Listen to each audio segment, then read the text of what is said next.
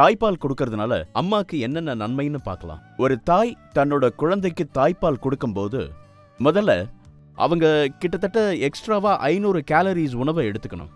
அதாவது தாய்ப்பால் அவங்க கொடுக்கும்போது அதிக அளவுல அவங்களுக்கு ஆற்றல் தேவைப்படுறதுனால குழந்தைக்கு பால் கொடுக்குற அம்மா தினமும் சாப்பிட்ற அளவை விட கூடுதலா 500 கேலரிஸ்க்கான உணவை அவங்க சாப்பிடணும்.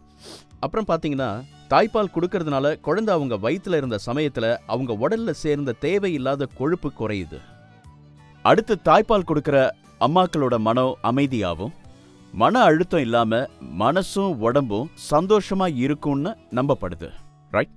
ஸோ தாய்ப்பால் கொடுக்கறதுனால எல்லா விதத்துலயும் நிறைய பலன்கள் இருக்கிறதுனால முதல் 6 மாசம் கண்டிப்பா குழந்தைக்கு தாய்ப்பால் கொடுக்கறது அவசியம். அதுக்கப்புறமா உங்க குழந்தை நல்ல மருத்துவரோட ஆலோசனைப்படி மற்ற உணவுகளை சேர்த்து கொடுக்க ஆரம்பிக்கலாம்.